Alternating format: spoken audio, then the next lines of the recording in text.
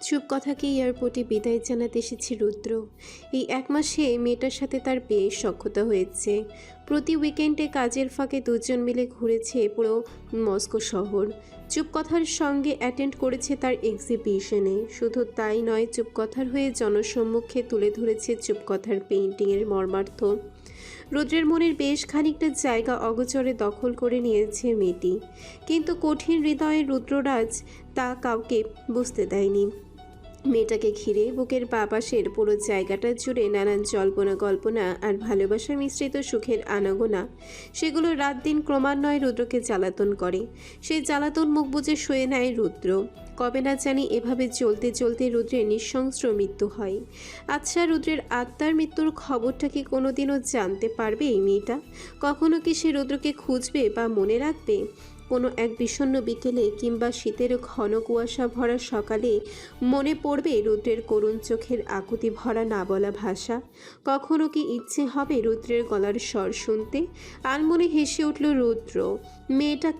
মেয়েটা তো কানেই শোনে না, সে জানবে কি করে রুদ্রের গলার আওয়াজ কথাটা হৃদয় কাঁপানো।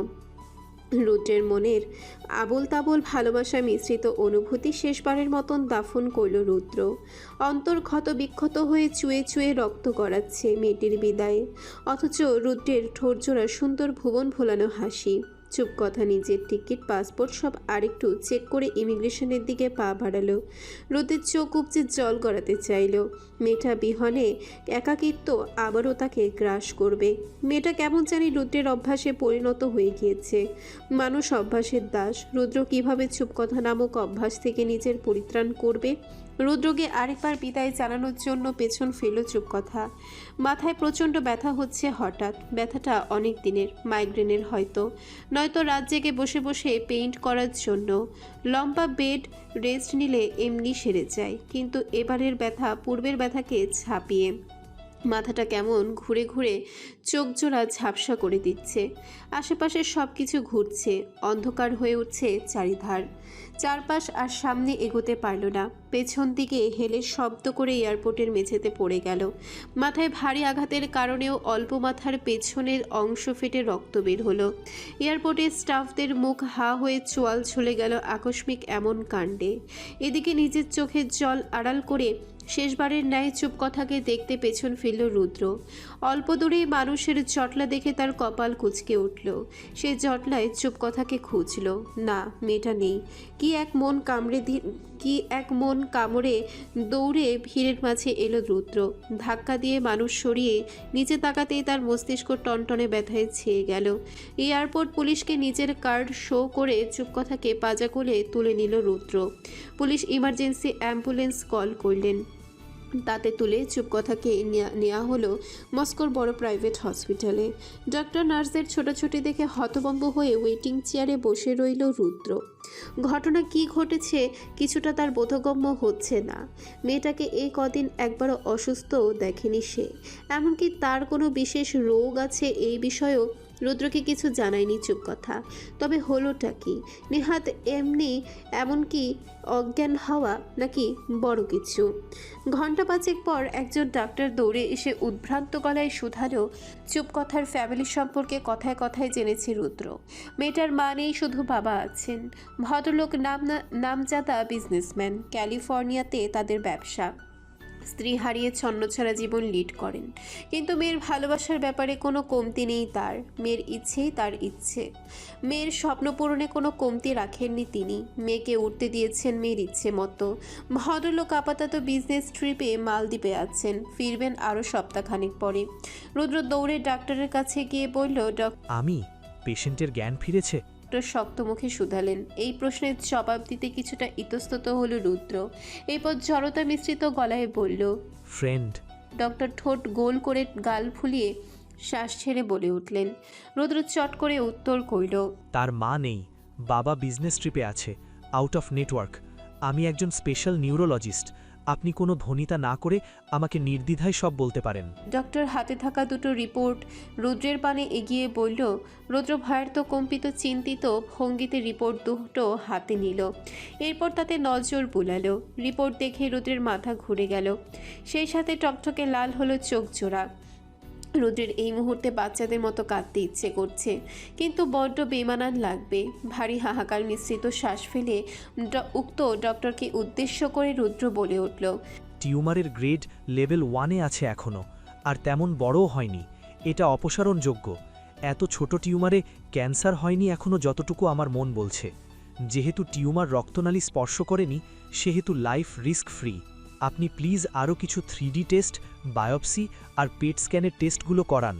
রুদ্রের কথার ধরনে উপস্থিত ডক্টর বুঝে গেলেন সামনে দাঁড়ানো সুদর্শন যুবক সাধারণ কোনো ডক্টর নয়। মাথা সম্পর্কে এবং চিকিৎসা সম্পর্কে তার জ্ঞানের বিস্তার ব্যাপক। তাই সময় ব্যয় না করে ডক্টর ভেতরে চলে গেলেন। ডক্টরের যাবার পানে তাকে তপ্ত শ্বাস ফেলে করিডোরে জুড়ে পায়চারি করতে লাগলো রুদ্র। তার মন বলে উঠল, বিধাতা বোধহয় তোর কপালে শুধু হতাশা আর দুঃখই লিখে রেখেছে রে রুদ্ররাজ। নয়তো সবাই এত সুখী, তুই কেন এত দুঃখী? তোর স্পর্শে যেই আসে সেই হারিয়ে যেতে চায়। তোর স্পর্শ বড্ড কুৎসিত আর ভয়ানক। বিছানায় আয়েশ করে পা ভাঁজ করে বসে ল্যাপটপে নিজের বিজনেস শেয়ার চেক করছে সারফারাজ। এখানে বসে বসে কাজ সামলাতে তাকে বড্ড হিমশিম খেতে হচ্ছে। খুব শীঘ্রই ক্যালিফোর্নিয়া ফিরে যাওয়া উচিত। এদিকে রূপকথাকে ছেড়ে বাথরুমেও যেতে ইচ্ছে করে না। ক্যালিফোর্নিয়া তো দূর কি বাত, মেয়েটার সামনে আবার এক্সাম আছে। সারফারাজ এখানে থাকলে তার পরীক্ষায় বসা হবে না। দুজন দুজনকেই পাগলের মতন ভালোবাসে। এটাই কাল হয়ে দাঁড়াচ্ছে পড়াশোনার মাঝে। মনে মনে পণ করেছে সারফারাজ সে আগামী সপ্তাহে ক্যালিফোর্নিয়া ফিরে যাবে। এদিকে এঞ্জেলোটাকেও অনেক দিন ধরে আদর করা হচ্ছে না। সারফারাজের উপর তার আকাশ সম রাগ। ইদানিং ভিডিও কল সারফারাজকে দেখলে সে দাঁত খেঁচিয়ে চলে যায়। সারফারাজের ভাবনার মাঝেই সেখানে গুটি গুটি পায়ে হাসি মুখে উপস্থিত হলো রূপকথা। সুন্দরী বউকে কোলে তুলে চুমু না খেলে সারফারাজের মনটা কেমন আনচান করে। কি করছো? শিশুসুলভ গলায় শোধালো রূপকথা। সারফারাজ হাত বাড়িয়ে রূপকথাকে টেনে নিজের কোলে বসাই টপটপাটপ গালে ঠোঁটে কপালে চুমু খেলো। এরপর বলল, কাজ করছি। আমার চাইতে কাজ বেশি গুরুত্বপূর্ণ? সারফারাজ জিভ কেটে মাথা ঝাঁকিয়ে বলল, মোটেও না। বউয়ের উঠেই নস্যাৎ ধরনের কিচ্ছু না। তাও আবার বউ যদি হয় এরকম হটি নটি সুন্দরী, তাহলে তো কথাই নেই। বলেই রূপকথার গলায় মুখ ডুবালো সারফারাজ। রূপকথার প্রশ্নের এই উত্তর হলো। এরপর মনে কি যেন ফন্দি করলো। চট করে উঠে দাঁড়ালো সারফারাজের বাহু ভেদ করে। এরপর সরল গলায় বলল, সারফারাজ হাত পাতো। হাত পাতলে কি হবে? ল্যাপটপের কাজে পুনরায় মনোনিবেশ করে উদাস ভঙ্গিতে কাজে ডুবে শুধালো সারফারাজ। ছোট বাচ্চার ন্যায় ঠোঁট উল্টে রূপকথা আদরে ভঙ্গিতে বলল, আরে পাতোই না। সারফারাজ ঠোঁটের কোণে প্রশস্ত হেসে কাজ ফেলে রূপকথার পানে ঘুরে হাত বাড়িয়ে বলল। কোনো সারপ্রাইজ? রূপকথা মাথা ঝাঁকিয়ে বলল। চোখ বন্ধ করো। সারফারাজ সবকটা দাঁত বের করে চোখ বুজে ফকিরের ন্যায় হাত পেতে রইল রূপকথার সামনে। যদি কোনো সারপ্রাইজ পাওয়া যায় এই লোভে। কারণ মাঝে মাঝে চোখে মুখে কাপড় বেঁধে ভালোবাসা দেয় রূপকথা। বেশ লাগে ওসব দুষ্টু দুষ্টু ভালোবাসা। শরীরে অনন্য শিহরণ জাগে।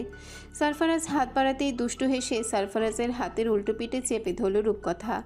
এরপর গলা খেকড়ে ঘাক ঘাক করল। সারফারাজের শক্ত প্রশস্ত হাতের তালু ভরে থুথু ফেলে হো হো করে হেসে উঠল রূপকথা। হাতে উষ্ণ তরলের অনুভূতি পেতেই লাফিয়ে উঠল সারফারাজ। চোখ খুলে হাতের তালু ভর্তি থুতু দেখে মাথা ঘুরে উঠল তার। যতক্ষণে সারফারাজ বিছানা ছেড়ে তড়িঘড়ি করে উঠে দাঁড়ালেও ততক্ষণে রূপকথা পগার পার। চোখ মুখ বিকৃত করে তার হাত উঁচুতে তালু তুলে রূপকথার পিছু পিছু নেমে এলো ড্রয়িং রুমে। কিন্তু আশেপাশে নেই রূপকথা। হয়তো মায়ের ঘরে গিয়ে দরজা আটকেছে। আজকাল মেয়েটির ছেলে মানুষই বেড়ে গেছে খুব। প্রাণাধিক প্রিয় মানুষটির সংস্পর্শে থাকলে মন থেকে আপনা আপনি এসব ছেলে মানুষই আসে। এগুলোতে বিরক্তির চাইতে ভালোবাসা কাজ করে বেশি। এদিকে সারফারাজদের বিশাল ডাইনিং এরিয়ায় টেবিল চেয়ারে বসে আয়েশ করে পরোটা আর কষা মাংস খাচ্ছেন সুফিয়ান চৌধুরী। মায়ের রান্না লাজবাব।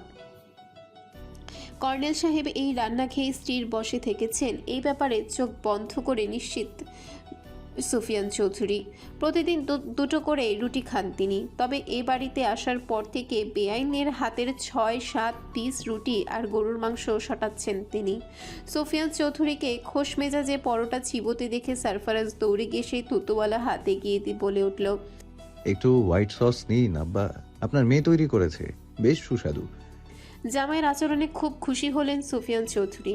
মনে মনে জামাইয়ের সুবুদ্ধি ও আক্কেলে একটু দোয়াও করলেন। এরপর মুখে এক পিস মাংস চালান করে খুশিতে সারফারাজের হাতের পানে তাকালেন। সারফারাজের হাতের তালুতে তরল পদার্থ দেখে কিছুক্ষণ নাক মুখ সিটকে অদ্ভুত ভঙ্গিতে বসে রইলেন সুফিয়ান চৌধুরী। এরপর জিভ উল্টে ইয়াক শব্দ করলেন। নির্বিকার হাসি খুশি সারফারাজের হাতের তালু দেখেই বমি পেয়ে গেল সুফিয়ান চৌধুরীর। তিনি ওয়াক ওয়াক শব্দ করতে করতে খাবার ছেড়ে দৌড়ে বেসিনে গেলেন। এরপর আরও কয়েক দফা ওয়াক ইয়াক করলেন, কিন্তু পেট গলিয়ে কিছুই বেরোলো না। সকালের ব্রেকফাস্টে সারফারাজের বা হাত ঢুকিয়ে খাবারের স্বাদ পণ্ড করার দায়ে সুফিয়ান গলা বাড়িয়ে অভিশাপ দিলেন। প্রাণপ্রিয় স্ত্রীর থুতো হাতে নিয়ে খুশি মনে এক হাত গালে চেপে বসে রইল সারফারাজ, যেন কত দামি কিছু হাতে নিয়ে বসে আছে সে। সুফিয়ান ন্যাপকিনে মুখ হাত মুছে নাকে উঁচিয়ে ঘৃণা প্রকাশ করে শুধালেন। সারফারাজ অবাক চোখে থুতুর পানে তাকিয়ে বলে উঠল, আপনার মেয়ে যখন ছোট ছিল তখন আরো অনেক কিছু এই হাতে ধরতে হয়েছে আমাকে কমিশনার সাহেব। এগুলো ভালোবাসা। আমার ভালোবাসার সামনে আপনার ভালোবাসা তুচ্ছ, ফিকে। আমার সবটা দিয়ে আমি আপনার মেয়েকে ভালোবাসি। এই যে থুথু দেখছেন, যেটা দেখে আপনার বমি পেল, এটা দেখে আমার আনন্দ হচ্ছে। আপনার মেয়েকে আরো ভালোবাসতে ইচ্ছে করছে, কিন্তু এমন সময় মেয়েলি স্বরে ইয়াক ইয়াক ভেসে এলো। চোখ মুখ কুচকে দুজনেই উপরে তাকালো। কণ্ঠটা রূপকথার বমির শব্দের সুফিয়ান চৌধুরীর চোখ কপালে তুলে দাঁত খিচিয়ে দৌড়ে গিয়ে নিজের বন্দুক নিয়ে এলেন। এরপর দোতলা থেকেই সেটা সারফারাজের দিকে তাক করে বলে উঠলেন। ঘটনার আকস্মিকতায় সারফারাজের মাথা ঘুরে উঠল। তাদের মধ্যে এমন কিছু দুর্ঘটনা কখনোই ঘটেনি, তবে বাচ্চা এলো কোত্থেকে? মায়া আর রেখা কোনো মতে রূপকথার বমি থামিয়ে চিন্তিত হলেন, কিন্তু রূপকথা পুনরায় বমি করে ঘর ভাসিয়ে নেতিয়ে পড়ল। মায়া রিস্ক নিতে চাইলেন না। তিনি সারফারাজকে কড়া গলায় আদেশ দিলেন হসপিটালে নিয়ে যেতে। সম্বিত ফিরে পেতেই গাড়ি হাঁকিয়ে রূপকথাকে নিয়ে ছুটল হসপিটালে। এদিকে সুফিয়ান চৌধুরী ঘেমে নিয়ে একাকার। হসপিটালে সকলের সামনে হাইপার হয়ে যাচ্ছেন তিনি। আজ বোধহয় সারফারাজ গোড়াকালে পড়ল। সে শ্বশুরের প্রতি নমনীয় হলো। তার বুক শুকিয়ে ছোট হলো। সুফিয়ান চৌধুরী থেকে থেকে সকলের অলক্ষ্যে বন্দুক দেখাচ্ছেন সারফারাজকে, আর দাঁত মুখ কামড়াচ্ছেন। একটু পর ডাক্তার এসে বললেন। সারফারাজ ধপ করে বসে পড়ল ওয়েটিং চেয়ারে। সুফিয়ান চৌধুরী বন্দুক কোমরে গুজে ফিসফিস করে বলে উঠলেন। মনিটরে এক নাগারের বিপ বিপ শব্দ বৃহৎ ওটি রুমের চারিধারে কেমন ভয়ানক গর্জন তুলেছে। অপারেশন টেবিল অচেতনের রূপ চুপ কথা। ডাক্তার গণ নিজেদের ইউনিফর্ম পরে ধীরে ধীরে ঢুকছেন ওটি কক্ষে। সব শেষে এলো রুদ্ররাজ। চুপকথাকে ঘুমন্ত অবস্থায় দেখে তার কেমন ভয় লাগলো। তার পুরো শরীর অসাড় হয়ে চোখ ঝাপসা হলো। মাথাটাও আজ কাজ করছে না। সব কিছু তালগোল পাকিয়ে যেতে চাইছে। ওটির বাইরে চুপকথার বাবা তসবিহ হাতে সামনে পায়চারি করছেন। ভদ্রলোক বিশেষ অনুরোধ করেছেন হসপিটাল কর্তৃপক্ষকে যাতে তাকে মেয়ের পাশে অ্যালাউ করা হয়, কিন্তু হসপিটাল রাজি হয়নি। দীর্ঘ সময়ের জটিল অপারেশন, ডক্টরস ব্যতীত বাইরের মানুষ না থাকাই উত্তম অপশন। সহকারী ডক্টর সবকিছু চেক করে রুদ্রের উদ্দেশ্যে বলল। সহকারী ডাক্তারের কথা খানা শুনে রুদ্রের সমস্ত শরীর ঝাঁকুনি দিল। সে ভয় পেল। প্রথমবারের মতো স্পেশাল দক্ষ নিউরোসার্জন ডক্টর রুদ্ররাজ চৌধুরী ভয় পেল। তার বোধ বুদ্ধি সব হারিয়ে গেল। হৃৎপিণ্ডের মধ্যে অসহনীয় তোলপাড়, হাত পা রীতিমতো কাঁপছে, ঘুরে উঠছে মাথা। সমস্ত ডাক্তারি বিদ্যা যেন ভুলে গেল সে। স্মৃতিভ্রম মানুষের ন্যায় কেমন ফাঁকা ফাঁকা অপরিচিত লাগছে সব কিছু। কিসের ভয় আজ কাবু করেছে বিচক্ষণ, দক্ষ, শান্ত, সুকৌশলী তরুণ ডাক্তারকে? নিজেকে অল্প সামনে কম্পিত হাতে ধারালো স্ক্যালপেল তুলে নিল রুদ্র। প্রচুর ঠান্ডায় তার শরীর উত্তপ্ত। গ্রীষ্মের দুপুরের তাপমাত্রায় ন্যায় ঘেমে উঠেছে। হাতে যেন শক্তি নেই। রুদ্র ফাঁকা ঠোক গিলল। এরপর স্কেলপেল অপর ডক্টরের হাতে এগিয়ে পড়ল। প্লিজ ডক্টর, আপনি করুন। আমি এখনো প্রিপেয়ার্ড না, আমার আরেকটু সময় লাগবে। উক্ত ডক্টর কথাটি শুনে বিস্মিত হয়ে বলল। রুদ্র হাত গুটিয়ে কিছুক্ষণ নিশ্চুপ রইল। এরপর একটা কেচি দিয়ে চুপকথার বাহুতে শক্ত আঘাত করল। কোনো নড়চড়ন নেই মেয়েটার। গভীর নিদ্রায় আচ্ছন্ন সে। মনে মনে বিসমিল্লাহ বলে ধীরে ধীরে হাত চালালো রুদ্র। সতর্ক নজরে বাকি ডক্টরস নিজেদের কাজে হাত লাগালো। ধীরে ধীরে সময়ের ব্যবধানে উপড়ানো হলো মাথার উপরের অংশ। তরল রঞ্জনে রুদ্রের গ্লাভস পরা হাত ভরে গেল। নানান ইনজেকশন, মেডিসিন, সার্জারি টুলস ব্যবহার করে চলতে লাগলো অপারেশন। দীর্ঘ 3.5 ঘন্টা পর লম্বা শ্বাস ফেলে নিজের মাস্ক খুলে ফেলল রুদ্র।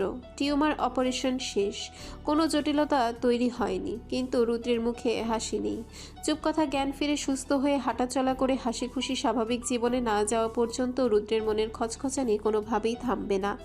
অপারেশন লাইট বন্ধ হতেই রুদ্র আদেশ দিল, পেশেন্টকে আইসিইউ কেবিনে শিফট করুন, 2 দিন অবজারভেশন প্রয়োজন। নার্স আর ওয়ার্ড বয়ের সহায়তায় দক্ষ হাতে আলগোছে চুপকথাকে তোলা হলো স্ট্রেচারের। এরপর ছুটল আইসিইউ কেবিনে। রুদ্র ক্লান্ত শরীরে বের হতে চুপকথার বাবা দৌড়ে ক্রন্ধনরত স্বরে শুধালেন।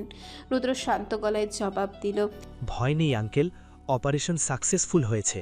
আমি কাল চুপকথার কেবিনে ঢোকবার ব্যবস্থা করে দেব আপনাকে, আজ চাইলেও দেখতে পারবেন না। ভদ্রলোক ছোট বাচ্চার ন্যায় মেনে নিলেন রুদ্রের কথা। এরপর ধপ করে বসে গেলেন ওয়েটিং চেয়ারে। রুদ্র নিজের ড্রেস চেঞ্জ করে হাত মুখ ধুয়ে আবার ফিরে এলো চুপকথার বাবার নিকট। এরপর হাত চেপে ধরে বলে উঠল, চলুন, লাঞ্চ টাইম হয়েছে, গত রাতেও আপনি কিছু খাননি। ভদ্রলোক আর মানা করল না। নিঃশব্দে উঠে দাঁড়িয়ে রুদ্রকে অনুসরণ করে চলতে লাগলো। একদিন পর চুপকথার জ্ঞান ফিরল। ডিউটিরত নার্স গিয়ে দৌড়ে রুদ্রকে ডেকে আনলো। সেই সাথে দৌড়ে এলো চুপকথার বাবা। রুদ্রকে দেখেই নীরবে কেঁদে উঠল চুপকথা। এরপর হাত বাড়িয়ে রুদ্রকে নিজের কাছে ডাকলো। রুদ্র ব্যস্ত পায়ে কাছে আসতেই চুপকথা নিজের দুর্বল হাতে রুদ্রের হাত চেপে ধরল। এরপর আবার নীরবে জল ফেলল। হাতের ইশারায় চুপকথাকে কাঁদতে বারণ করে চুপকথার বাবাকে ভেতরে আসতে বলল রুদ্ররাজ। ভদ্রলোক মেয়ের হাত জড়িয়ে শব্দ করে কাঁদলেন, কিন্তু 2 মিনিটের বেশি তাকে থাকতে দেওয়া হলো না। চুপকথাকে শান্ত থাকতে বলে সমস্ত রিপোর্ট চেক করল রুদ্র। এরপর নার্সকে ঘুমের ইঞ্জেকশন দেওয়ার নির্দেশ করল। ইঞ্জেকশন দেখে সামান্য ভীত হলো চুপকথা। রুদ্র বুঝতে পেরে নার্সের থেকে ইঞ্জেকশন নিয়ে নিজেই হাতে লাগানো ক্যানোলায় পুশ করে বলে উঠল, ঘুমাও। কয়েক সেকেন্ডের ব্যবধানে ঘুমে তলিয়ে গেল চুপকথা। 10 দিন হসপিটালে কাটানোর পর পুরোপুরি সুস্থ হয়ে রিলিজ নিল চুপকথা। চুপকথার বাবা আর চুপকথা যখন গাড়িতে উঠছিল তখন রুদ্ররাজ স্তব্ধ হয়ে পাশেই দাঁড়িয়েছিল। গাড়িতে উঠতে গিয়ে আবারও থেমে দাঁড়ালো সে। এরপর দৌড়ে গিয়ে ঝাঁপড়ে ধরল রুদ্রকে। আকস্মিক এহেন পরিস্থিতিতে বিস্ময় হতবাক হলো রুদ্র, কিন্তু তার খালি বুকটা হঠাৎ পরিপূর্ণ মনে হলো। পা উঁচু করে রুদ্রের নাকে চুমু খেল চুপকথা। এরপর পলক ফেলে বুঝালো নিজের অনুভূতি। মেয়েটির স্বীকারোক্তি রুদ্রের চোখে জল এনে দিল। মাথা নেড়ে রুদ্র শুধালো, রিয়েলি? চুপকথা লাজুক হেসে দৌড়ে গাড়িতে উঠে বসলো। চুপকথার বাবা দূর থেকে সব দেখলেন। গাড়ি ছাড়ার আগ মুহূর্তে ভদ্রলোক গলা উঁচিয়ে বললেন, অনাকাঙ্ক্ষিতভাবে নেলি প্রেগনেন্ট হয়ে গেল। খবরখানা শোনা মাত্র আমজাদ হায়দার এর মাথায় বাজ পড়ল। সেলিনা হতবাক রইলেন, কিন্তু আনন্দে নেচে উঠল অভিরূপ। বাবা হওয়ার খুশিতে তার সবকটা দাঁত বের হয়ে খালি হাসি পেল। সকলের সামনে নেলিকে জড়িয়ে ধরে কোলে তুলে শূন্যে ঘোরালো। এরপর নেলির কপালে কপাল ঠেকিয়ে বলল, এত বড় সারপ্রাইজ দেওয়ার জন্য থ্যাংক ইউ বউ। এরপর নেলিকে ফেলে বাইরে বেরিয়ে এলো। গ্যারেজ থেকে বাইক বের করে ছুটল সারফারাজের বাড়ি। বাড়ির আঙিনাতেই পাওয়া গেল তাকে। রূপকথার জন্য হাবিজাবি চকলেট, চিপস, ফলমূল নিয়ে কোত্থেকে যেন বাসায় ফিরছে সে। অসময় অভিকে দেখে কপাল কুঁচকে জিজ্ঞেস করলো, কিরে শালা, এই সময় কি কাজ এই বাড়িতে তোর? অভিরূপ কলার ঝাঁকে দম্ভ ভরা গলায় বলল, ও ভাই, শেষমেশে তোকে টেক্কা দিয়ে ফেললাম। পাকা হেসে সারফারাজ শুধালো, কিসের টেক্কা শুনি? বাপুতে চলেছি আমি, আর তুই আগে আগে ধেই করে বিয়ে করে কোন কচুটা করলি শুনি? অভিরূপ বাবা হচ্ছে শুনে সারফারাজের মাথায় আকাশ ভেঙে পড়ল। এবার ভূত দেখার মতো চমকে শুধালো, এই ভর দুপুরে কি সব সস্তা মজা হচ্ছে? এসব বললে আমি বোকা হয়ে যাব? মোটেও নয়, ওসব বলে আমাকে চেতানো যাবে না। অভিরূপ কিটকিটিয়ে হেসে বলে উঠল, মজা ভেবে উড়াস না ভাই, আগেই বলেছিলাম তোর মেশিন ঠিক নেই। অকাজে মেশিন নিয়ে ঘুরলে মানুষের মূল্যবান কথা তোমার কাছে সস্তা মজাই মনে হবে। এখন আর আমার হাতে সময় নেই, আসছি। মাইক ভাড়া করে সবাইকে জানাতে হবে। তুই বরং বউকে চকলেট চিপস খাওয়া, আমি তো 2 দিনের পর বাচ্চার জন্য এসব কিনবো। আহ, কি কপাল। বলেই চোখ টিপে চলে গেল হাওয়ায় বাইকে ছুটিয়ে। অভিরূপের কথায় সারফারাজ হিংসায় জ্বলে পুড়ে বলল। এরপর হন হন করে বাড়ির ভেতরে ঢুকে রূপকথার হাতে চিপসের ব্যাগ গুজে রাগ দেখিয়ে বলে উঠল, মানুষের বইয়ের বমি হলে বাচ্চা হয়, আর আমার বইয়ের হয় গ্যাস, বদহজম আর ডায়রিয়া। রূপকথা কপাল কুঁচকে রাগ দেখে শুধালো, এত বড় সাহস আমাকে নিয়ে এসব বলা?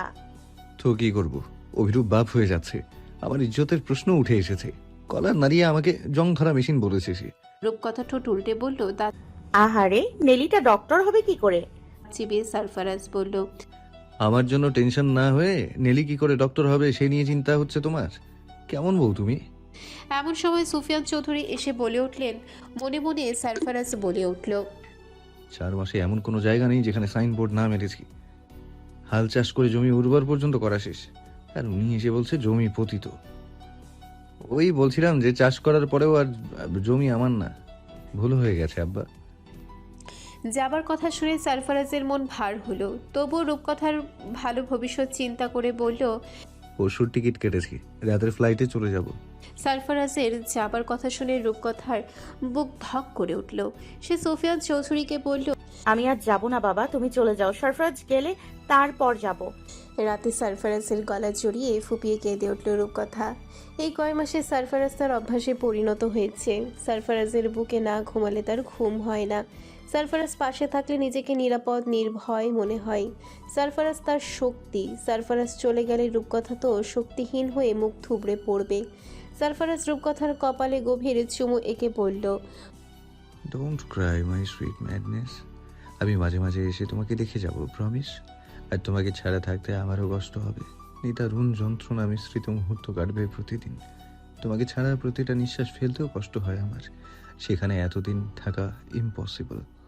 আর তুমি তো জানো তোমার জন্য আমি কতটা ম্যাড। বলেই রূপকথাকে নিজের কোলে বসিয়ে শক্ত করে চেপে ধরে পিঠে মুখ গুজল। রূপকথা ঠোঁট উল্টে কাদো কাদো স্বরে বলল, আমার প্রতিদিন তোমাকে চাই। এসব হঠাৎ হঠাৎ আসা যাওয়া আমার পোষাবে না। এখন তুমি কি করবে তুমি জানো। সারফারাজ ঘোর লাগানো গলায় বলল, এত প্রশ্রয় দিও না ওয়াইল্ড ক্যাট, একদম মেরে ফেলবো তাহলে। জানো তো তোমাকে অসহায়ভাবে খুন করতে আমি কতটা পছন্দ করি। রূপকথা ফিসফিস করে বলল, আমি তোমার হাতেই নিয়মিত খুন হতে চাই। ঠিক আছে, ওখানে বিজনেস ক্লোজ করে চলে আসবো খুব শীঘ্রই। সত্যি? সারফারাজ রূপকথার কানে ফিসফিস করে বলে উঠল। 3 সত্যি। এরপর হাতের অবাধ্য বিচরণে এলোমেলো করে তুলল রূপকথাকে। ভাসালো সুখের সাগরে। রুদ্র এসে দাঁড়ালো মায়া কুঞ্জনের সামনে। এরপর তুরুতুরু বক্ষে বাড়ির ভেতরে ঢুকলো। ড্রয়িং রুমে কাজ করছিলেন মায়া। মায়াকে দেখে লজ্জায় আড়ষ্ট হয়ে গলা খাকারি দিল রুদ্ররাজ। এরপর ডেকে উঠল, ফুপি। রুদ্রের ডাক পেয়ে চমকে উঠলেন মায়া। এরপর রুদ্রের কাছে দৌড়ে গিয়ে বুকে জড়িয়ে বলে উঠলেন, আমার আব্বা, এতদিন পর ফুপিকে মনে পড়লো? রুদ্র মায়াকে শক্ত করে চেপে ধরে নীরব অশ্রু বিসর্জন দিল। এরপর ধরে আসা গলায় বলল, আমাকে তোমার নিজ হাতে বিয়ে দেবে ফুপি? তুমি ছাড়া তো আমার কেউ নেই, আমার মা হবে ফুপি। মায়ার শব্দ করে কেঁদে মাথা ঝাঁকালেন। এরপর বলে উঠলেন, সারফারাজের মতো করেই আনন্দ ধুমধামে বিয়ে হবে তোর। আমার বউ আমার বাড়িতে উঠবে, নিয়ে চল আমার মেয়ে বাড়িতে। 1 বছর পর ফিরল সারফারাজ। মুখোমুখি দাঁড়িয়ে আছে সারফারাজ আর সুফিয়ান চৌধুরী। সুফিয়ান চৌধুরীকে শক্ত করে বুকে জড়িয়ে সারফারাজ বলে উঠল, শুদ্ধ পুরুষ হয়ে ফিরে এসেছি বাবা। আপনি আমাকে আর খারাপ মানুষ বলতে পারবেন না। সমস্ত পাপের কারবার ওখানেই দাফন করে এসেছি। সুফিয়ান চৌধুরী শক্ত করে সারফারাজকে জড়িয়ে ধরে কেঁদে বলে উঠলেন। সারফারাজ উচ্ছ্বসিত চোখে মুখে ঠোঁটের কোণে হাসির রেখা টেনে বেরিয়ে গেল সুফিয়ান চৌধুরীর বাংলো থেকে। তাকে খুব দ্রুত বাড়ি ফিরতে হবে। ছোট বউটা যে অধীর অপেক্ষার প্রহর গুনছে। তাকে বুকে জড়ালে তবেই নিভে দীর্ঘদিন ধরে চলতে থাকা হুতাশন।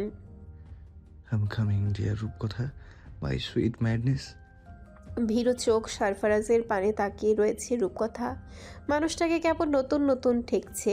অথচ মাস 2 আগেই চুপিসারে তার সাথে কেটেছে আনন্দ ঘন অন্তরঙ্গ মুহূর্ত। সেবারের কিছু শিহরণ জাগানো স্মৃতি মনে পড়তেই রূপকথা আরেকটু লালচুকলতার ন্যায় ঢলে পড়ল। সারফারাজ ঠোঁটের কোণে বাঁকা হাসির প্রলেপ লাগিয়ে 1 কদম এগোলো। প্রেমিক পুরুষের এহেন সাংঘাতিক পদচ্ছাপে কেঁপে উঠল রূপকথা। এরপর ধীর পায়ে 2 কদম পেছালো সে। সারফারাজ সম্মোহনী হাসল। কি ভয়ানক সেই হাসির রেশ! মনে হচ্ছে এক্ষুনি রূপকথাকে দুমড়ে মুচড়ে ধূলিকণায় রূপান্তর করে হাওয়ায় উড়িয়ে দেবে। পরনের শাড়ির কুচি 2 হাতে আগলে ধরে ধীরে ধীরে পালানোর চেষ্টা করল রূপকথা। সারফারাজ পালাতে দিলে তো, কারণ সে জানে আর কয়েক মুহূর্ত পর প্রেয়সী নিজেই এসে তার কারাগারে বন্দী হবে। তীর তীর করে রীতিমতো কাঁপছে রূপকথার উষ্ঠ যুগল, সেই সাথে এই চোখের পাতা। ভারী নিঃশ্বাসে ওঠানামা করছে বুক, হাত পা বরফসম হিম। পেছাতে পেছাতে কর্নার টেবিলের সাথে আটকে গেল রূপকথা। সারফারাজ তেড়ে গিয়ে রূপকথার শাড়ির আঁচল গলিয়ে মেদহীন কটিদেশ চেপে ধরে কানের কাছে মুখ এনে ফিসফিস করে বলল, পালানোর সকল পথ বন্ধ রানী সাহেবা।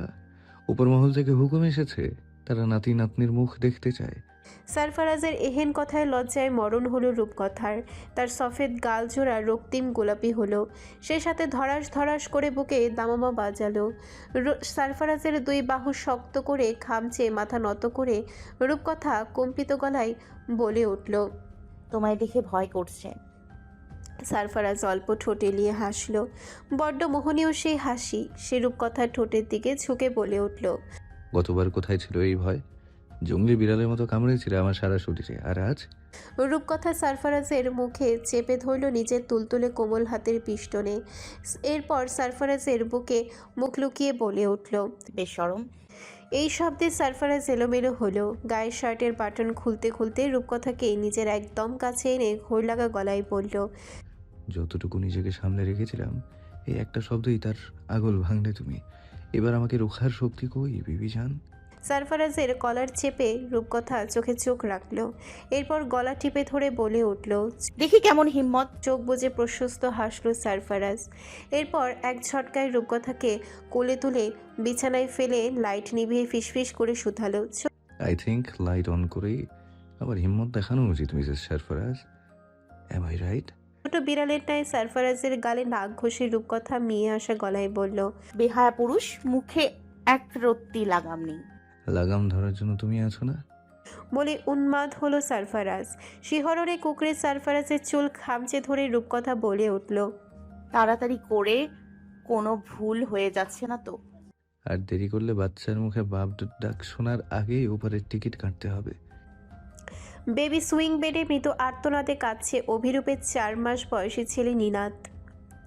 ছেলের কান্না কর্ণকুহরে পৌঁছাতে ধরফর করে ঘুম থেকে লাফিয়ে উঠল অভিরূপ।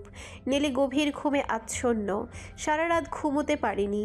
নেলির ঘুম যাতে না ভেঙে যায় সেই ভয়ে ছেলেকে ঝটপট কোলে তুলে বাইরে বেরিয়ে গেল অভিরূপ।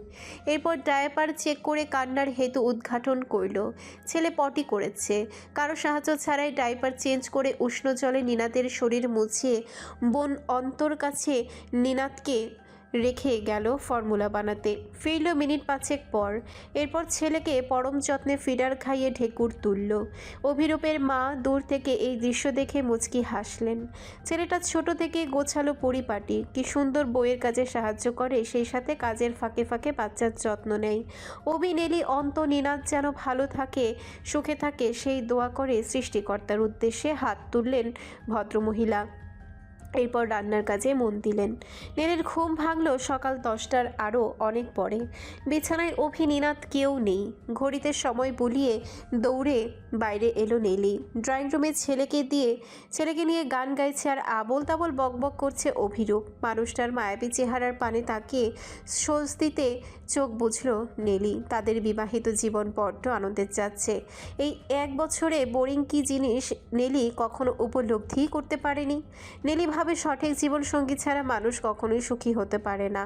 জীবনে সুখী হতে দরকার একটা পারফেক্ট মানুষ, একটা ভরসাযোগ্য হাত, নিরাপদ বুক আর দিন শেষে ক্লান্তিতে মাথা হেলানোর মতো একটা কাঁধ। নেলিকে দেখতে পেয়েই অভি বলে উঠল, আজ তোমার ক্লাস আছে না? নেলি মাথা ঝাঁকালো। অভির মা প্লেটে খাবার সাজিয়ে টেবিলে দিয়ে বলে উঠল, তাড়াতাড়ি খাবারটা শেষ করে ক্লাসে যাও মা। দাদা ভাইকে আমি অন্তু দেখে রাখবো। অভি তোমায় পৌঁছে দেবে। মন দিয়ে ক্লাস করবে। তোমার চিকিৎসা পেয়েই যেন মরতে পারি এই দোয়া করি উপরওয়ালার কাছে। নিনাদকে কোলে নিয়ে একটু আদর করে নেলি বলে উঠল, আজকাল নিজের বিজনেস নিয়ে বেশিরভাগ সময় ব্যস্ত থাকছে সারফারাজ। নিজের কোম্পানি দাঁড় করাতে বেশ হিমশিম খেতে হচ্ছে তাকে। এদিকে রূপকথা নতুন জেদ শুরু করেছে। সে ক্যালিফোর্নিয়ায় ফরেস্ট প্যালেসে গিয়ে থাকবে। ওই প্যালেস নাকি তাকে বড্ড আকৃষ্ট করে। এতেই ক্ষান্ত নয় মেয়েটি।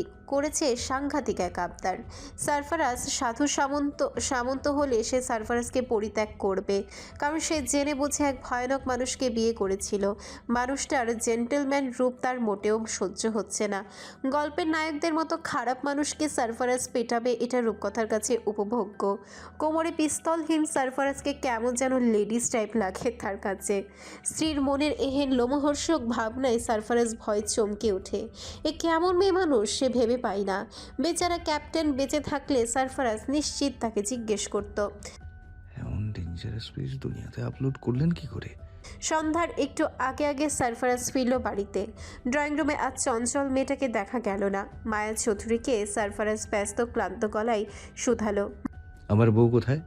মায়া বিকেলের নাস্তা বানাতে বানাতে উত্তর করলেন, দুপুরের পর থেকেই পড়ে পড়ে ঘুমাচ্ছে। দুবার ডেকেছি, চোখ তুলে দেখতেই পাচ্ছে না। ভাবলাম জ্বর টর এলো কিনা, কিন্তু তাপমাত্রা স্বাভাবিক। বাকি কথা শুনল না সারফারাজ। দৌড়ে উপরে গিয়ে রূপকথার পাশে বসে মাথায় বিলি কেটে নরম গলায় ডাকলো। রূপ খারাপ লাগছে শোনা? সারফারাজের গলা পেয়ে অল্প চোখ খুলল রূপকথা। এরপর আবার ঘুমিয়ে গেল। সারফারাজ আর বিরক্ত করল না। নিজের পোশাক পাল্টে ফ্রেশ হয়ে ল্যাপটপ নিয়ে বসলো। ক্যালিফোর্নিয়ার ডায়মন্ড বিজনেসটা এখনও রানিং। ডেভিন আর ব্রাউনি সামলায় সেটা। মাঝে মধ্যে অভিরূপের ইচ্ছে ওখানেই সেটেল হওয়া। নীলের পড়াশোনা আর ছোট বাচ্চার জন্য সম্ভব হচ্ছে না, কিন্তু তার মা বোন ক্যালিফোর্নিয়াতেই থাকেন বেশিরভাগ। রূপকথা সন্ধ্যার আরও অনেক পরে উঠল।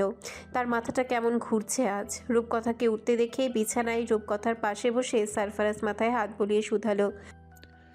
কয়েকদিন ধরেই দেখছি এভাবে শুধু ঘুমাচ্ছ। কি হয়েছে তোমার? ডক্টরের কাছে যাবে? শরীর কি বেশি খারাপ করলো? রূপকথা দুই হাত মেলে সারফারাজকে জড়িয়ে ঠোঁট উল্টে চোখ বুজে রইল কিছুক্ষণ। এরপর বাচ্চাদের মতো করে বলল, এ মাসে আমার পিরিয়ড মিস হয়েছে, এরপর থেকে এমন লাগছে। কথাটা সারফারাজের মাথায় তৎক্ষণাৎ ক্যাচ করল। সে অবিশ্বাস্য চোখে রূপকথার পানে তাকিয়ে উচ্ছ্বসিত গলায় শুধালো। রিয়েলি? রূপকথা মাথা ঝাঁকালো। সারফারাজ রূপকথাকে কোলে তুলে বলে উঠল, এক্ষুনি হসপিটালে যাব, চলো। রূপকথা না যাবার জন্য কিছুক্ষণ আইঢাই করল, কিন্তু বিশেষ ফল হলো না। এক প্রকার জোর করেই নিয়ে চলল হসপিটালে। সারফারাজের বাড়িতে আজ চাঁদের হাট বসেছে। রূপকথা অন্তঃসত্ত্বা। কথাটা জানার পর সুফিয়ান চৌধুরী আর রেখা তৎক্ষণিক চলে এসেছেন। মায়া চৌধুরী আনন্দে যেন আর ধরছে না। নকশি কাঁথা কটা সেলাই করবেন তার হিসেব জুড়ছেন তিনি। এদিকে লজ্জায় লাল হয়ে ঘরে দোয়া টেনেছে রূপকথা। সারফারাজ কেউ অ্যালাউ করছে না তার ঘরে। সুফিয়ান চৌধুরী চোখে মুখে পূর্ণতার ছাপ। তিনি গোপনে সারফারাজকে বাইরে ডাকলেন। ডেকে দ্রুত পদে বাইরে বেরিয়ে গেলেন। পিছু পিছু সারফারাজ এলো। সারফারাজকে পেয়ে শক্ত করে বুকে জড়িয়ে হাউমাউ করে কাঁদলেন সুফিয়ান। সারফারাজ বিনা বাক্যেও ব্যয়ে সুফিয়ান চৌধুরীর পিঠে হাত বোলালো। নিজেকে দীর্ঘ সময় বাদে সামলে সুফিয়ান চৌধুরীর টিস্যু দিয়ে নাক মুছে ভগ্ন কণ্ঠে বললেন। সুফিয়ান চৌধুরী কান্নায় আবেগী হয়ে হাসতে হাসতে কেঁদে ফেলল সারফারাজ। এরপর চোখের জল আড়াল করে বলে উঠল, এত ভালোবাসলে আমি কিন্তু এখন খেতে ফেলবো শ্বশুর আব্বা। আপনি আমাকে কাটানোর পায়ে তারা করছেন, তাই না? পেরিয়ে গেছে 9টি মাস। এই 9 মাসে সকলের জীবনে শুধু আনন্দের ধারাই বয়ে গিয়েছে। দুপুরের পর রূপকথার লেবার পেইন উঠেছে। তৎক্ষণাৎ তাকে হসপিটালে আনা হয়েছে। নিজের জরুরি কাজ ফেলে সারফারাজ ছুটে এসেছে হসপিটালে। সুফিয়ান চৌধুরী আর সারফারাজের চঞ্চল পদচারে ভারী হয়ে উঠল হাসপাতালের করিডর। সময় যেন আর কাটে না। রেখা মায়া চুপিসারে দোয়া পাঠ করছেন। সারফারাজ ভয়ে ঘেমে নিয়ে উঠল। রূপকথা ঠিক আছে তো? এই চিন্তায় তার প্রেশার বেড়ে গেল।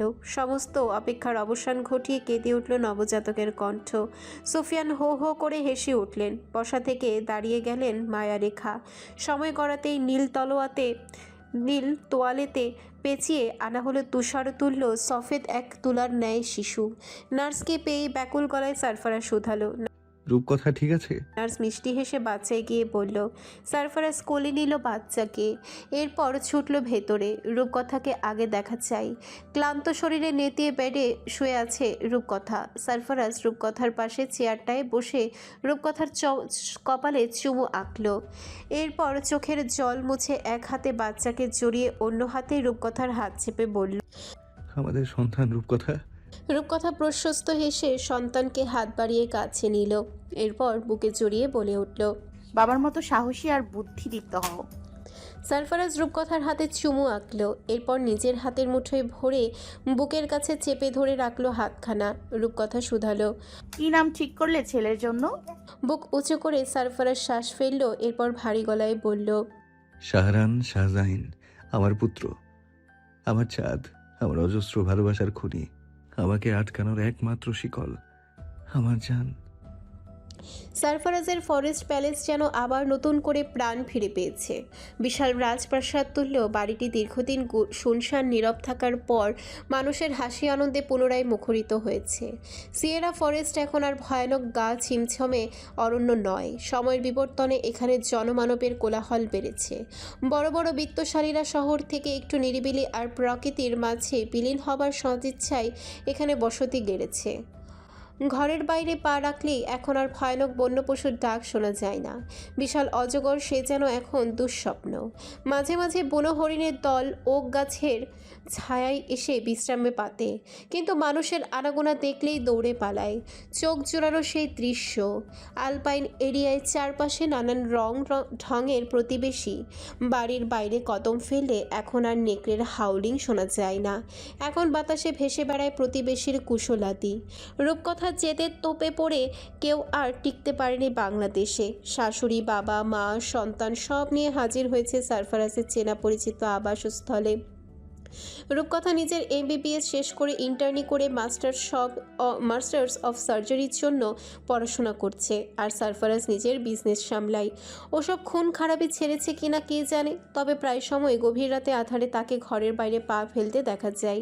যখন ফিরে তখন ঠোঁটের কোণে বাঁকা হাসির রেখা খেলা করে, সেই সাথে শীতল নির্লিপ্ত দৃষ্টি, যেন গত রাতে সে ঘরেই ছিল, কিচ্ছুটি হয়নি।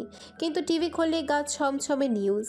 সুফিয়ান চৌধুরী অবসর নিয়েছেন আরও বছর 3 আগে। একমাত্র নাতিকে নিয়েই তার সকল জল্পনা কল্পনা খেলাধুলা।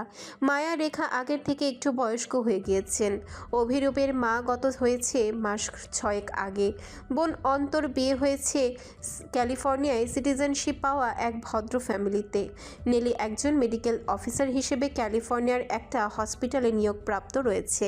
নিনাদ 7.5 বছরের বালক। সকলেরই পরিপূর্ণ সুখের সংসার। এখানে দুঃখের হাতছানি নেই। দুঃখ বলতে একটাই, তা হচ্ছে শত চেষ্টার পরেও রূপকথা দ্বিতীয়বার মা হতে পারছে না। এই নিয়ে অবশ্য সারফারাজের কোনো আফসোস নেই। সে তার ছেলের মধ্যেই সমস্ত সুখ খুঁজে পায়। কিন্তু রূপকথার একটা কন্যা সন্তানের প্রত্যাশায় রাত হলেই সারফারাজের বুক ভেজায় চোখের জলে। সারফারাজের বিশ্বস্ত দেহরক্ষী ইয়ংকে বছর 2 আগে গ্রহণ করেছে এরিকা। লুইসের মায়ের অনুরোধে তাকে কঠিন পথ অবলম্বন করতে হয়েছে। প্রথমে এরিকা ইয়ংয়ের থেকে দূরে দূরে থাকলেও ইয়ংয়ের ভালোবাসায় নিজেকে একটু একটু সামলাতে শুরু করেছে সে। ইয়ং এরিকার উপরে কোনো জবরদস্তি চালায়নি, বরং সে অপেক্ষায় আছে একদিন এরিকা সব ভুলে তাকে ভালোবাসবে। ও হ্যাঁ, এত কিছুর ভিড়ে আপনাদের তো আসল মানুষের খবরই দেয়া হলো না। ঠিক ধরেছেন, শাহরান শাহজাইন। বয়স 6.5। শারীরিক গড়ন, চেহারা আর তীক্ষ্ণ বুদ্ধিতে সারফারাজকেও ছাড়িয়ে গেছে সে। কথায় কথায় সারফারাজের নাম ভাঙিয়ে মানুষকে হুমকি ধামকি দেয়া তার নিত্যদিনের কাজ। বেশি ভয় থাকে ইয়ং, কারণ ছোট মাফিয়ার অর্ডারে শেষ নেই। মুখ থেকে অর্ডার বের করা মাত্র তার সামনে হাজির করা চাই। সারফারাজ বেশ কয়েকবার শাসিয়ে ধমকে ঠিক করার চেষ্টা করেছে ছেলেকে, কিন্তু তার নিজের রক্তই চেয়ে বইছে ছোট দেহটায়। নিজের রক্তকে নিজেই বাগে আনতে হিমশিম খেতে হয় তার। শাহরান সুফিয়ান চৌধুরীর চোখের মণি। নাতির 7 খুন মাফ তার কাছে। কেউ তার নাতিকে চোখ গরম করলে তার চোখ উপড়ে নেবার সুযোগ খুঁজেন এই ভদ্রলোক। নাতির কোনো দোষ তার চোখেই পড়ে না। তার মতে পৃথিবীর সমস্ত দোষ শুধু সারফারাজের। অভিরূপের ছেলে নিনাদের সাথে শাহরানের গলায় গলায় ভাব। সারফারাজ আর অভিরূপ নিজেদের বন্ধুত্ব খুঁজে পায় এই দুইজনের মধ্যে। নিনাদ সবসময় আগলে নেয় শাহরানকে। শাহরান যতটা দুষ্টু আর কুমতলবের অধিকারী, নিনাদ ততটাই শান্ত আর বিচক্ষণ। সারফারাজের বৃহৎ ড্রয়িং রুমে খেলা করছে নিনাদ, সুফিয়ান চৌধুরী আর শাহরান। রূপকথা রান্নার কাজে ব্যস্ত। মায়া আর রেখা নিজেদের ঘরে রেস্ট নিচ্ছে। সারফারাজ এঞ্জেলোকে কোলে নিয়ে বসে বসে ল্যাপটপে নিজের ব্যক্তিগত কাজ সারছে। এমন সময় বেজে উঠল কলিং বেল। শাহারান আওয়াজ পেতেই উঠে দাঁড়ালো, এরপর দৌড়ে গিয়ে খুলল দরজা। দরজা খুলতেই নীল চোখের অধিকারী ধবধবে ফর্সা পুতুলের ন্যায় এক মুখশ্রীতে তার নজর আটকালো। শাহারান অনিমেষ চেয়ে রইল সে বাচ্চাটার প্রতি। তার কেমন আদর জাগলো। ইচ্ছে হলো গাল দুটো টিপে দিতে আর কোলে নিয়ে আদর করতে, কিন্তু অপরিচিত মানুষ বিধায় নিশ্চুপ দাঁড়িয়ে রইল।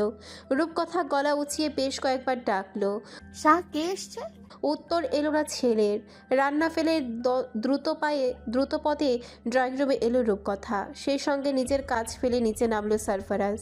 উৎকণ্ঠা আর আগ্রহ নিয়ে সারফারাজ রূপকথা দুজনেই দরজার সামনে যেতে বিস্ময়ে হতবাক রইল। দরজার অধীর অপেক্ষায় দাঁড়ানো রুদ্র আর চুপকথা। চুপকথার কোলে পুতুলের ন্যায় দেখতে একটা বাচ্চা মেয়ে, বয়স বোধহয় 1.5 কি 2, দেখতে হুবহু মায়ের মতো, কিন্তু চোখ জোড়া পেয়েছে বাবার। সারফারাজ উচ্ছ্বাস আর বিস্ময় দুই ধরে রাখতে না পেরে রুদ্রকে বুকে টেনে শক্ত করে জড়িয়ে বলল, হোয়াট আ সারপ্রাইজ! এতগুলো বছর পরে মনে পড়লো আমাদের কথা। একটা ফোন পর্যন্ত করিস না কোনো দিন, আজ হঠাৎ? আয় আয়, ভেতরে আয়। মা তোর কথা ভেবে প্রায়ই কেঁদে বুক ভাসায়। রূপকথা রুদ্রের মেয়েকে কোলে তুলে চুপকথাকে হাসি মুখে ভেতরে আসতে ইশারা করল। মায়া ঘরের ভেতর থেকে হট্টগোলের শব্দ পেয়ে বেরিয়ে এলেন বাইরে। বয়সের ভারে চোখে একটু কম দেখেন আজকাল, চশমা ছাড়া দূরের জিনিস দেখতে কষ্ট হয়, কিন্তু গলাটা বেশ পরিচিত মায়ার। রুদ্রের কণ্ঠ সুবহান চৌধুরীর মতো। মায়ের মনে হলো তার বাবা হেসে হেসে কথা বলছে। চোখের সামনে বাবার পুরনো স্মৃতি মনে পড়তেই চোখ ভিজে উঠল তার। চোখের জল আড়াল করে সিঁড়ি ধরে নিচে নামলেন তিনি। এরপর রুদ্রের সামনে দাঁড়িয়ে অভিমানী গলায় জিজ্ঞেস করলেন, এত বছর পর তোর আমাদের কথা মনে পড়লো বাবা? একটা ফোনও করিস না কোনো দিন। আমরা বুঝি এতটাই পর? সেই যে বিয়ের পরের দিন এই বিদেশে পাড়ি জমালি, আর এলি না। তোদের একটা খোঁজও নেওয়ার কোনো মাধ্যম আমাদের ছিল না। কেন রে, কী দোষ করেছি আমরা? মায়ের অভিযোগে মাথা নিচু করে স্তব্ধ রইল রুদ্ররাজ। এরপর নিজেকে সামলে বলে উঠল, তোমাদের সুখে নজর দিতে চাই না ফুপি। আমার ছায়া যে বড্ড কালো কুচকুচে। সারফারাজের জীবনে আমি কি করে আমার অভিশপ্ত নজর ফেলতে পারি বলো? এজন্য ইচ্ছে করেই নিজেকে আড়াল করে রাখি। কিন্তু ফুপি, বিশ্বাস করো, আমি দূর থেকে তোমাদের খবর রাখি। যখন দেখি তোমরা সবাই মিলেমিশে ভালো আছো, তখন খুব আনন্দ পাই জানো। কিন্তু হিংসেও হয়, বড্ড লোভ জাগে। ইস, আমিও যদি তোমাদের সঙ্গে এই অন্তহীন আনন্দের শরিক হতে পারতাম। কথাগুলো বলতে বলতে রুদ্রের গলা ভার হলো, চোখে জল জমল, কিন্তু নিজের অনুভূতিকে প্রশ্রয় দিল না সে। পলক ঝাপড়ে চোখের জল আড়াল করে পুনরায় বলে উঠল, আমার মেয়েকে তোমাদের দেখাতে এনেছি ফুপি। তুমি তো জানতে চুপকথার কন্ডিশন। ওর শারীরিক অবস্থা ঠিক না থাকার কারণে কয়েক বছর আমরা সন্তান নেবার চিন্তা পর্যন্ত করতে পারিনি। সারফারাজের ছেলে হয়েছে শুনে খুব খুশি হয়েছিলাম তখন। বিধাতা ওকে 2 হাত ভরে দিয়েছে। বিধাতা দেওয়া শাস্তি আমি হাসি মুখে মাথা পেতে নিচ্ছি ফুপি। তিনি আমাকেও 2 হাত ভরে দিচ্ছেন, কিন্তু একটু দেরিতে। এতেই সন্তুষ্ট আমি, কারণ বিধাতা যে আমার ধৈর্যের পরীক্ষা নিচ্ছেন তা ঢের টের পাই আমি। অনেক অন্যায় করেছি, তাই না? একটু সাজাতে যদি সব পাপ দুনিয়াতেই মৌকুফ হয়, তবে ক্ষতি কি? সারফারাজ রুদ্রের কাঁধে চাপড় মেরে বলে উঠল, এখন ওসব ধরে বসে আছিস? আমি তো কবেই ভুলে গেছি, তুইও ভুলে যা। রুদ্ররাজ মাথা নাড়ল। সে ভুলবে না, চাইলেও এসব সে ভুলতে পারবে না, এমনকি সে ভুলতে চায়ও না। রুদ্ররাজ ইতস্তত গলায় বলে উঠল, এসব দ্রুত ভুলে গেলে আমি আবার সীমা লঙ্ঘন করতে পারি। তাই ক্ষতটাকে প্রতিদিন নিয়ম করে খুঁচিয়ে তাজা করি আমি, যাতে দ্বিতীয়বার একই ভুল করার দুঃসাহস না জাগে। শরীরে বেইমানের রক্ত কিনা, এই নিকৃষ্ট রক্ত ধুয়ে মুছে সাফ করা তো সম্ভব নয়, তাই না? আর কেউ কথা বাড়ালো না।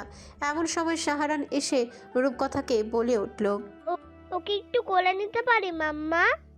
রূপকথা তাৎক্ষণিক মাথা ঝাঁকিয়ে বলল, হ্যাঁ বাবা, অবশ্যই। আর ও তোমার কি হয় জানো?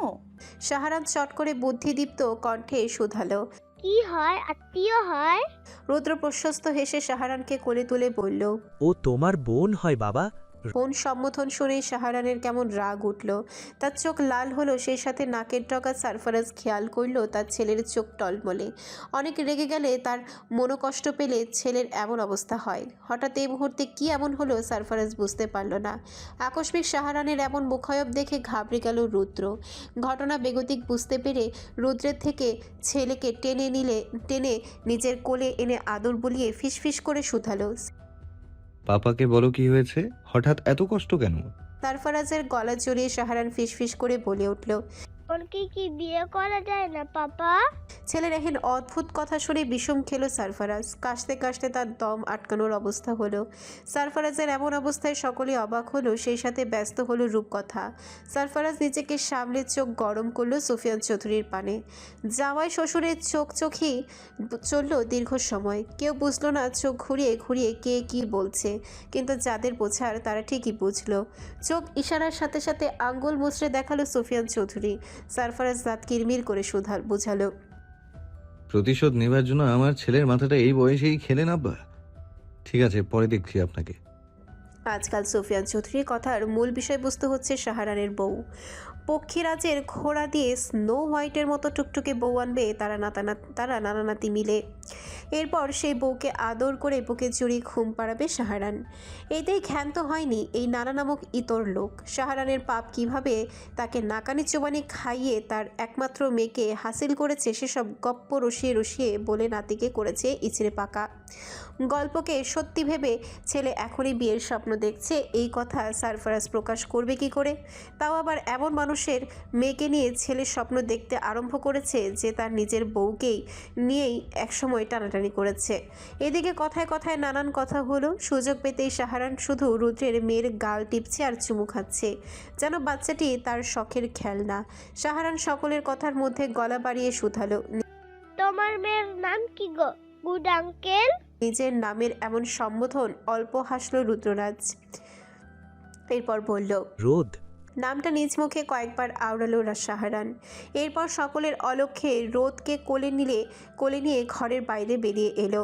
প্যালেসের বিশাল উঠানে দাঁড়িয়ে আঙ্গুল উঁচিয়ে শাহরান বলে উঠল, এসব কিছু আমার বুঝলে, আমি এখানে রাজপুত্র। আগে সব দেখিয়ে রাখি তোমায়। আমি কত সুন্দর দেখেছো?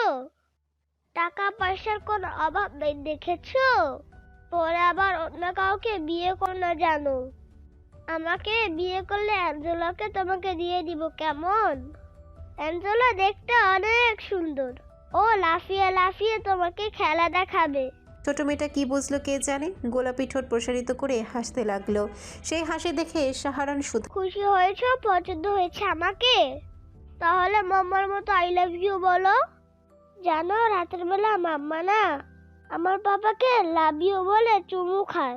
ভালো। এমন সময় নিনাদ সেখানে উপস্থিত হয়ে পেছন থেকে বলে উঠল। শাহরান সেসব পাত্তা না দিয়ে নিনাদকে শুধালো। তুই কখন ভালোবেসেছিস? শাহরানের প্রশ্নে নিনাদের চোখে ভেসে উঠল তার ক্লাসে পড়া ইরিন নামক মেয়েটার হাস্যোজ্জ্বল ছবি। মেয়েটার হাসি সুন্দর, হাসলে ডান গালে টোল পড়ে। মেয়েটার চোখ জোড়া মায়াবী, তাকিয়ে শুধু দেখতে ইচ্ছে করে। নিনাদের কাছে তার মাকে যতখানি ভালো লাগে, ওই মেয়েটাকেও ততখানি ভালো লাগে। তার মনে হয় মেয়েটা তার বহু জন্মের চেনা।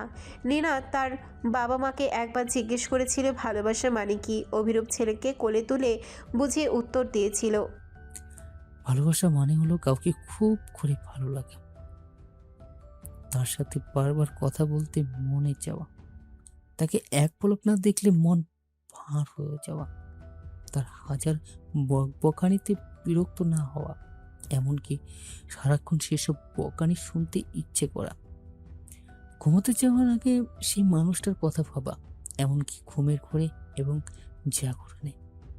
মানুষটা খেলো কিনা, ঘুমালো কিনা, শরীরের যত্ন নিল কিনা, এসব নিয়ে সারাক্ষণ ভাবা। এরপর তাকে ছাড়া সব কিছু পাঞ্চে লাগা। অভিরূপ আরও কঠিন কঠিন কথা বলেছে, কিন্তু নিনাদ সেসব বোঝে না। নিনাদ যতটুকু বুঝেছে তাতে ভালোবাসা মানে হলো কাউকে ছাড়া সব কিছু খালি খালি ফাঁকা ফাঁকা লাগা, যেমনটা মা বাড়িতে না থাকলে অনুভূত হয়। নিনাত ভাবনার সাগরে ডুবে থাকতেই শাহরান প্রস্থান নিল। বাপের বড় সম্পত্তি মেয়েটাকে দেখানো চাই, কারণ সুফিয়ান চৌধুরী বলেছে যার টাকা আছে মেয়েরা তাকেই বিয়ে করতে চায়। দুপুরের খাবার টেবিলে খেতে খেতে রুদ্র সকলের উদ্দেশ্যে জানালো তারা আজই চলে যাবে। ইতস্ততা আর লজ্জা ভাব নিয়ে রূপকথা সামান্য অনুরোধ করল। সারফারাজ আর মায়া শক্ত করে ধরল রুদ্ররাজকে, কিন্তু রুদ্র শুনল না। সারফারাজ বুঝলো রুদ্রকে মানানো এতটা সহজ নয়, তাই সে আর কথা বাড়ালো না, শুধু অল্প করে বলল। যোগাযোগটা রাখিস। রুদ্র জবাব দিল না, ঝটপট খাবার খেতে লাগলো। রুদ্ররাজদের বিদায় বেলায় শাহরান ফুপিয়ে কেঁদে উঠল। রুদ্রের খারাপ লাগলো এটা দেখে। ছেলেটার মায়াবী মুখ আর চোখ দেখে তার থেকে যেতে ইচ্ছে করল না, কিন্তু রূপকথার সামনে তার লজ্জায় নতজানু হয়ে আসতে চায় শরীর। মায়ের সামনে যতক্ষণ থাকে ততক্ষণ অপরাধবোধ খুন পোকার ন্যায় কুড়ে কুড়ে খায় তাকে। সারফারাজের প্রতি করা অন্যায় তার হৃদয়কে চাকুকাঘাত করে। সব কিছুর মার্জনায় তার উন্মাদের ন্যায় চিৎকার করতে ইচ্ছে করে। আজও তার ব্যতিক্রম হলো না। বুকে পাথর বেঁধে মেয়েকে কোলে নিয়ে দ্বিতীয়বার পেছনে না ফিরে চলল রুদ্ররাজ। শাহরান রোদের পা টেনে ধরল। ছোট ছেলেটা চিৎকার করে কাঁদতে চাইল। তার বুকে অদ্ভুত যন্ত্রণা হচ্ছে, কিন্তু সেই যন্ত্রণার নাম জানে না শাহরান। ধীরে ধীরে বর্ধিত দূরত্বেই রোদের জুতা খুলে হাতে এলো শাহরানের। সেই জুতার পানে ফ্যাল ফ্যাল করে তাকিয়ে রইল শাহরান, যেন তার সব হারিয়ে গেল। কঠিন রুদ্র তবুও ফিরল না। চুপ কথা ব্যথিত চোখে একবার পেছন ফিরল। ছোট রোদ কেমন করুণ গলায় কেঁদে উঠল। নিমিষেই রুদ্রের গাড়ি সারফারাজের বাড়ির আঙিনা ছাড়ল। শাহরান শব্দ করে কেঁদে সারফারাজের কোমর জড়িয়ে ধরল। রূপকথা কপাল কুঁচকে ঘটনা বোঝার চেষ্টা করল। মায়া রেখা নাতের হঠাৎ কান্নার হেতু খুঁজে পেল না। যা বোঝার বুঝল সারফারাজ, শুধু তপ্ত শ্বাস ছেড়ে ছেলেকে বুকে জড়িয়ে মাথায় হাত বুলিয়ে সকলের অলক্ষ্যে বলে উঠল, বড় হও, ওকে এনে দেবো, প্রমিস।